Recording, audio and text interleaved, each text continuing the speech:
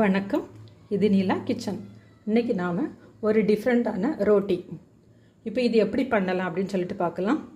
நிறைய பேருக்கு gluten allergy இருக்கும். அவங்களுக்கெல்லாம் இது ஒரு ஒரு ரெசிப்பியாக இருக்கும்.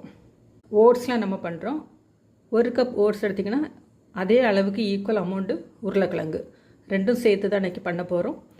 சாப்பிட்றதுக்கு ரொம்ப நல்லாயிருக்கும். நல்ல சாஃப்டாக டேஸ்டான இந்த ஓட்ஸ் ரோட்டி எப்படி பண்ணலாம் அப்படின்னு சொல்லிட்டு பார்க்கலாம். அதுக்கு முன்னாடி எல்லாருமே நம்ம சேனலை சப்ஸ்கிரைப் பண்ணிக்கிடுங்க, லைக் பண்ணுங்கள், ஷேர் பண்ணுங்கள், கமெண்ட் பண்ணுங்கள். வாங்க இப்போ வீடியோக்குள்ளே போகலாம். உருளைக்கிழங்க நல்லா வேக வச்சு கட்டி இல்லாமல் மசிச்சு எடுத்துக்கிடுங்க. ஒரு கப் அளவுக்கு ஓட்ஸ் எடுத்துருக்குறேன். இதை மிக்ஸி ஜாரில் சேர்த்து நைஸாக அரைச்சிருங்க. தேவைப்பட்டுனா ஜல்லடையில் சலிச்சு எடுத்துடுங்க. ரொம்ப நைஸாக அரைக்கணும். அரைச்ச ஓட்ஸை நல்லா ஜல்லடையில் கொட்டி நைஸாட்டு ஜலிச்சு எடுத்துடலாம்.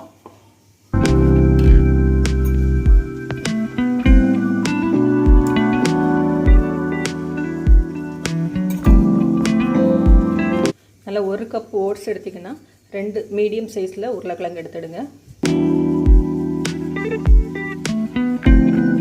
வேஸ்ட் எதுவுமே வராது. ஏன்னா ஒருக்கா போட்டு மிக்ஸியில் போட்டு எடுத்திங்கன்னா இதுவும் நல்லா வெளியில் வந்துடும். இவ்வளோந்தான்.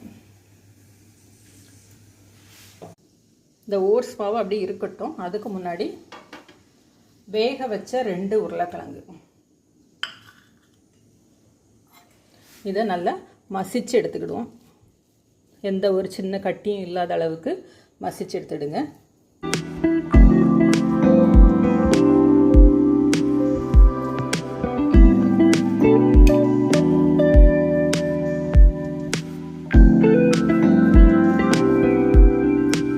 மசிச்ச உருளைக்கிழங்க பவுலுக்கு மாற்றிடலாம்.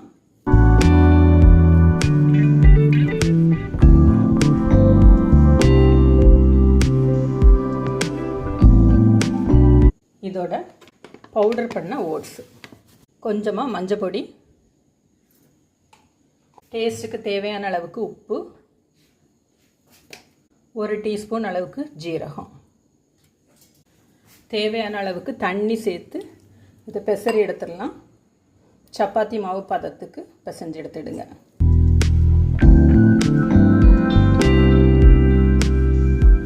சமையல் சோடாவோ எண்ணெயோ எதுவுமே தேவையில்லை.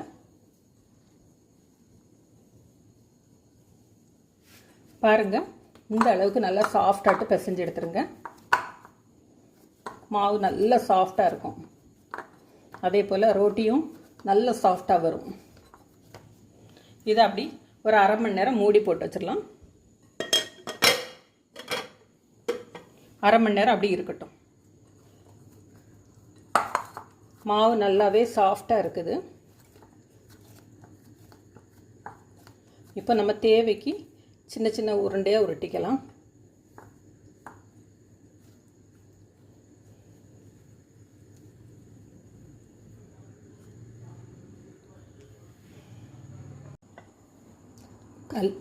கல்லில் மாவு போட்டுடுங்க.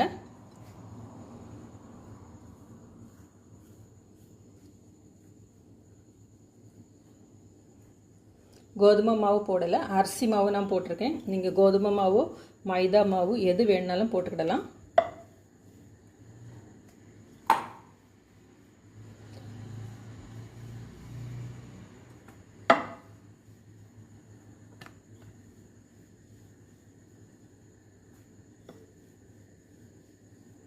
ஏதாவது ஒரு மூடி வச்சு ரவுண்டாக கட் பண்ணிக்கிடலாம். நீட்டாக இருக்கும்.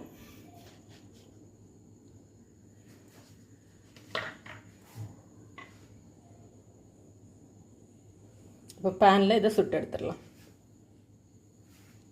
பேன் அடுப்பில் வச்சிடலாம். பேன் சூடானோன்னு உள்ளல வச்சிடலாம். நிறைய பேருக்கு க்ளூட்டன் அலர்ஜியாக இருக்கும். அவங்களாம் இதை தைரியமாக நல்லா சாப்பிடலாம். பாவம், அவங்களாம் சப்பாத்தியெல்லாம் சாப்பிட முடியாது. அதுக்கு ஆல்டர்னேட்டிவாக இதை சாப்பிட்டுக்கலாம். சப்பாத்தி மாதிரியே இருக்கும். கொஞ்சமாக எண்ணெய் போட்டுக்கிடலாம்.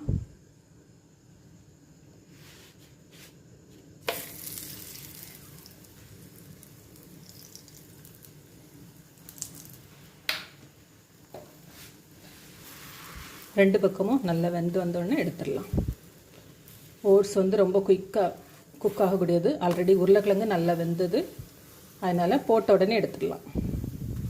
நல்லா பொங்கி வருது பாருங்கள். ரொம்ப ஒரு டேஸ்டான ஓட்ஸ் ரோட்டி ரெடி ஆயிடுச்சு. க்ளூட்டன் ஃப்ரீயாக பண்ணணும் அப்படிங்கிறதுக்காக தான் நான் வந்து உருட்டுறதுக்காக அரிசி மாவு சேர்த்தேன்.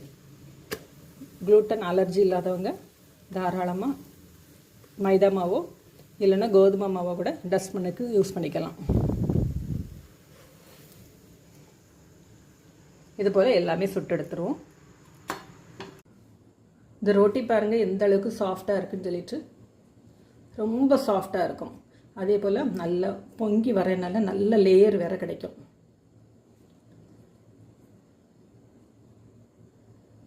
தெரியுதா?